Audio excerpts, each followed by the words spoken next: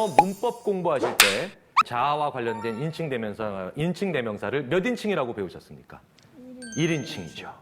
1인칭 대명사는 단수와 복수가 있죠? 단수는 뭡니까?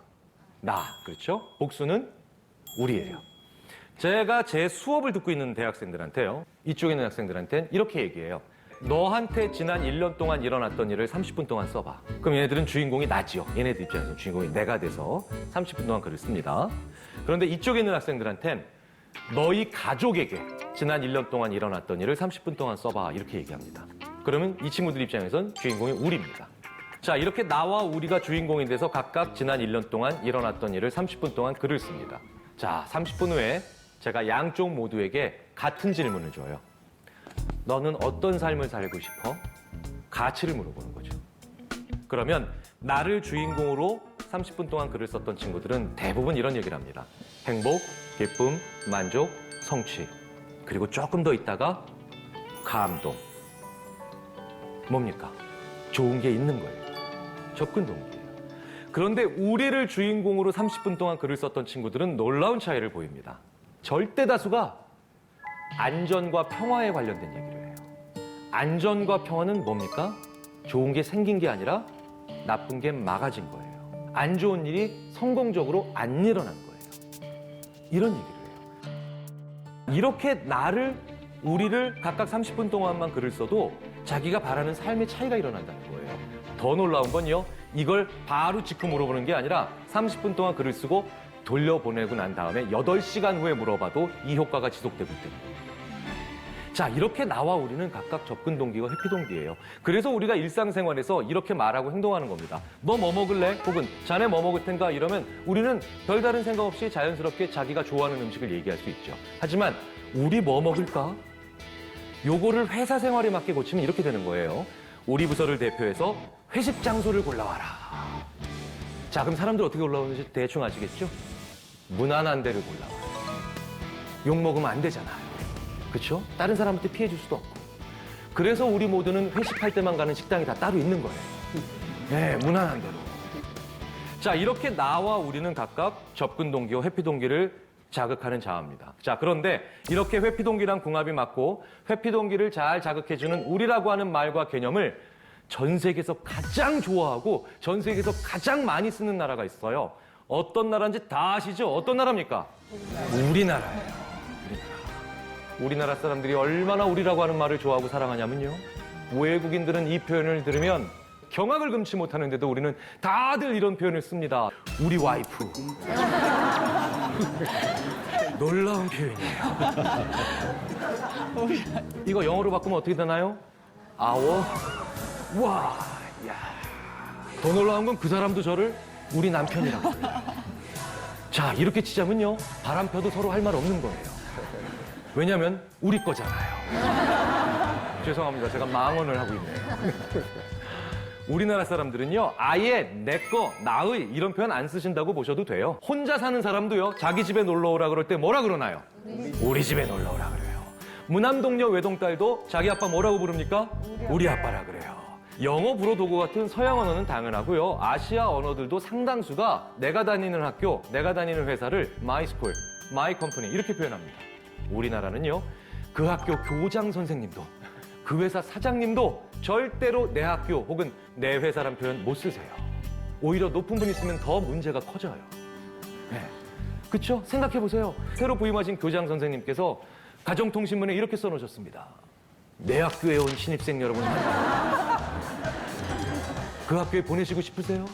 우리는 무조건 우리 사회예요. 이 얘기는 뭐예요? 연결시켜보면 우리나라는 회피동기 사회입니다. 굉장히 강한 회피동기 사회. 회피동기가 강한 사회에 있는 회피동기가 강한 사람들은 다른 사람들과의 관계 속에서 뭡니까? 그 사람이 싫어하는 걸 많이 알고 있겠습니까? 좋아하는 걸 많이 알고 있겠습니까? 싫어하는 거예요. 우리나라 사람들은요, 그 사람이 뭘 싫어하는지를 귀신같이 알고 있어요. 근데 그 사람이 뭘 좋아하는가는 진짜 몰라요. 어느 정도로 이게 빨리 오느냐? 이거 성인이 돼서 세상의 쓴맛을 알아서 조직의 아픈 맛을 알아서 이게 아니에요. 초등학교 2학년만 돼도 아이들은 벌써 우리나라에선 회피 동기로 저만큼 와 있어요. 제가 초등학교 2학년 아이들한테 물어봅니다.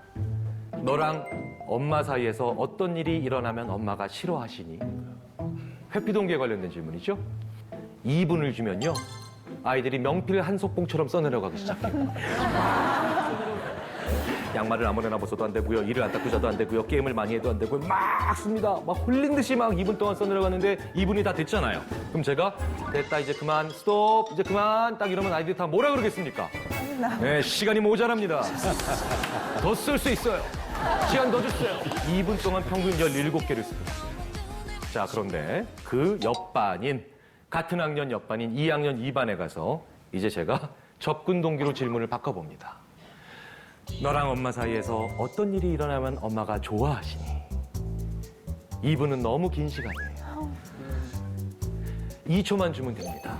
왜? 2글자 쓰고 저를 멀뚱멀뚱 쳐다봐요. 그 2글자가 뭔지 다 아시죠? 뭐겠습니까? 공부, 끝! 엄마가 뭐 좋아하는지 2학년만 돼도 몰라요. 자, 이제 중학교 3학년으로 갑니다. 무려 중학교 3학년 950명한테 물어봤어요. 너의 아빠가 제일 좋아하는 음식 5개를 써봐라. 그리고 걔네들 아빠 다 물어봤어요. 귀하께서 본인께서 제일 좋아하는 음식 5개를 써주세요. 문자하고 전화해서 다 받았습니다. 결과가 어떻게 나왔느냐. 놀라지 마세요.